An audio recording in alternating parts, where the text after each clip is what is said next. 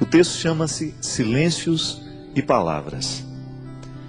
Na palavra, a comunicação se realiza. No silêncio, ela se completa.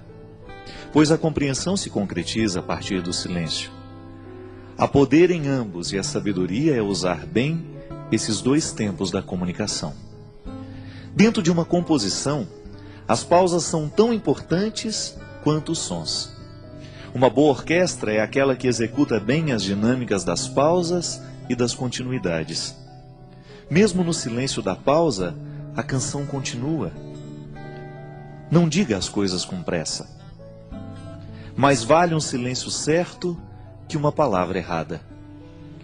O poeta mineiro Carlos Drummond de Andrade recomendava aos poetas: convive com os teus poemas antes de escrevê-los. Tem paciência se obscuros, calma se te provocam. Espera que cada um se realize e consuma com seu poder de palavra e seu poder de silêncio. A recomendação do poeta é sábia e pertinente. Um poema só é bom, se maturado na sementeira do silêncio. Antes de se tornar palavra, a poesia é experiência de vida silenciosa. Os artistas sabem disso, e nós precisamos aprender. Demora naquilo que você precisa dizer. Livre-se da pressa de querer dar ordens ao mundo. É mais fácil a gente se arrepender de uma palavra dita do que de um silêncio. Palavra errada na hora errada pode se transformar em ferida naquele que ouviu, também naquele que disse. Há muitos momentos da vida em que o silêncio é a resposta mais sábia que nós podemos dar a alguém. Na pressa de falar, corremos o risco de dizer o que não queremos. E diante de tudo o que foi dito, nem sempre temos a possibilidade de consertar o erro. Palavras erradas costumam machucar para o resto da vida. Já os silêncios certos, esses possuem o dom de consertar. Por isso, prepara bem a palavra que será dita. Palavras apressadas não combinam com sabedoria. Os sábios sempre preferem o silêncio. E nos seus poucos dizeres está condensada uma fonte inesgotável de sabedoria. Não caia na tentação do discurso banal, da explicação simplória. Queira a profundidade da fala que nos pede calma. Calma para dizer, calma para ouvir. Uma regra interessante para que tenhamos uma boa compreensão de um texto é justamente a calma. Só assim podemos adentrar nos significados que o autor quis sugerir e, consequentemente, mergulhar no mistério do seu texto. Leituras apressadas podem fomentar equívocos. E equívoco é uma espécie de desentendimento entre o que escreve e aquele que lê. É uma forma de obstáculo para a compreensão da linguagem. Na comunicação verbal cotidiana, isso sempre acontece. Dizemos e não somos compreendidos. Diante do impasse, duas realidades são possíveis: ou alguém disse com pressa, ou alguém escutou sem atenção. Dizer e ouvir requerem silêncio. Só diz bem aquele que pensou antes no que iria dizer, e ouve melhor aquele que se calou para escutar. A regra é simples, mas exigente. Por isso hoje, neste tempo de palavras muitas, queiramos a beleza dos silêncios poucos. Eu sei que muitas vezes nós somos vítimas das palavras malditas. Não são poucas as vezes em que palavras malditas chegam até os nossos ouvidos. Uma palavra pode ser maldita por causa do conteúdo que ela tem, ou então por causa da forma. Hoje eu estava lendo um texto, coincidentemente, falando da música das palavras. E o escritor estava dizendo que para cada palavra há uma música diferente que nós podemos colocar nela. De maneira que você pode dizer uma coisa muito dura a alguém, mas você colocar uma música que faça bem ao ouvido de quem escuta.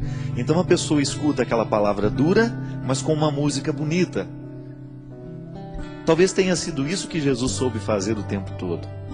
Jesus dizia coisas muito duras, mas a música das palavras de Jesus era extremamente sedutora. Porque ele sabia muito bem que não adiantava dizer as coisas sem musicalidade. Não adianta nada a gente dizer as coisas com braveza. Não. A gente será muito mais bem entendido se a gente buscar uma música suave para colocar a palavra dura. Você experimenta isso na sua vida todos os dias.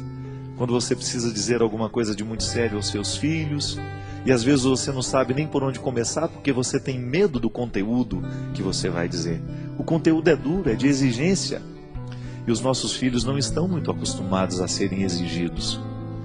Eles entraram nessa mística do mundo de hoje, nessa tendência do mundo de hoje, de que tudo tem que ser muito simples, tudo tem que ser muito fácil e rápido. E educar os filhos muitas vezes requer um discurso duro, exigente.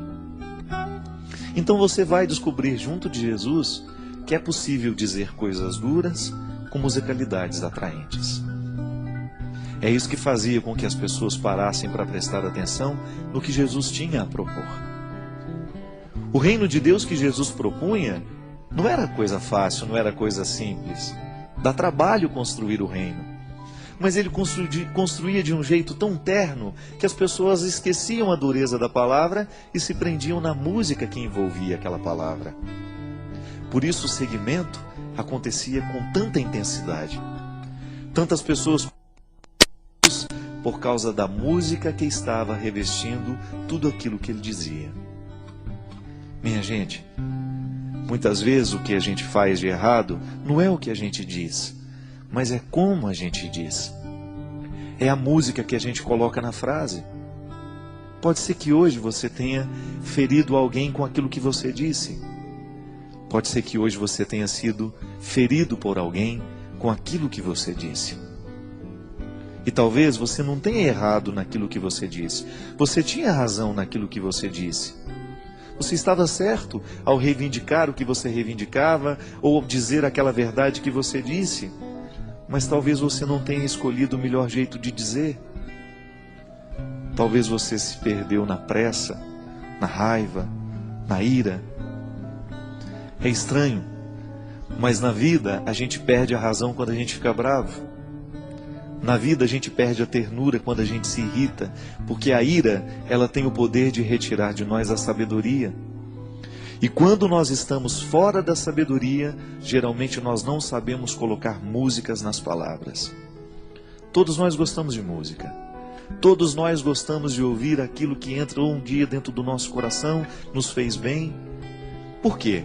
A palavra veio com música, ela não veio sozinha. O intérprete colocou naquela palavra uma intenção tão bonita que você de fato acreditou naquilo que ele estava cantando. Uma canção bem interpretada, ela expressa todo o poder de verdade que o compositor quis dar. Mas aquele que interpreta, o bom intérprete, ele faz a canção se tornar ainda mais verdadeira do que quando nasceu da mão do compositor. Porque ele soube colocar a intenção da voz. Eu, quando dava aula na faculdade de teologia, lá na faculdade Beuniana, eu sempre dizia para os meus alunos que seriam padres um dia: olha, cuidado para você não ficar com um tom de voz, um jeito de falar igual a todo mundo. Busque a melodia das palavras. Busque o seu jeito de dizer. E que o seu jeito de dizer as verdades evangélicas, que o seu jeito de ensinar o evangelho, a palavra de Jesus, as coisas boas da vida, estejam de acordo com aquilo que você verdadeiramente acredita em e identifica neste mundo como ternura. A palavra pode ser dura, mas a música que envolve a palavra não precisa ser. Porque aí você vai ter um poder de convencer muito maior do que se você estivesse usando a palavra dura com uma capa, uma armadura. Não. Todos nós temos medo de armadura, porque ela nos recorda a guerra. E às vezes, ao invés de colocar melodia, música na nossa palavra, a gente coloca armadura. E aí a gente assusta aquele que nos escuta, a gente machuca aquele que nos escutou.